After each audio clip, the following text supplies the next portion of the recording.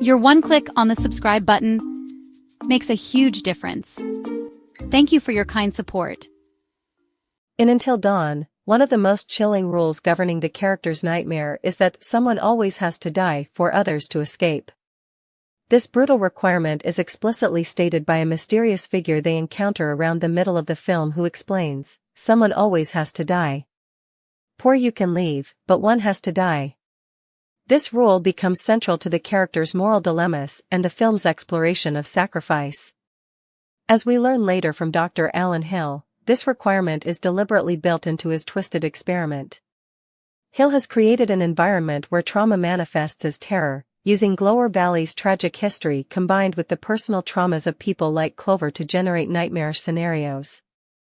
The death requirement serves multiple purposes within his experiment. It raises the stakes emotionally, creates moral conflict among the friends, and provides Hill with data about how far people will go to survive. On a deeper level, this rule functions as a metaphor for how trauma and healing work. The idea that someone always has to die doesn't necessarily mean literal death only. It can represent letting go of past versions of ourselves or sacrificing comfortable illusions to move forward. For Clover, part of her journey involves accepting that her sister Melanie is truly gone and that she couldn't save her, a kind of death of her hope and denial. The rule creates powerful moral dilemmas for the characters. When they understand this requirement, they must decide whether sacrificing one person to save many is acceptable.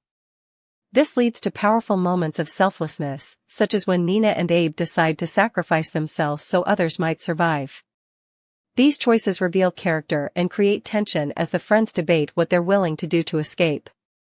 By the film's climax, Clover turns this rule against its creator. When confronting Dr. Hill, she declares, "This time it's you," making him the sacrifice instead of her friends. This moment represents Clover taking control of her narrative and refusing to play by Hill's rules any longer. She changes the game by making the tormentor become the sacrificed. The requirement that someone always has to die ultimately serves as both a literal plot device driving the horror and a metaphorical exploration of what we must surrender to overcome our deepest traumas and fears.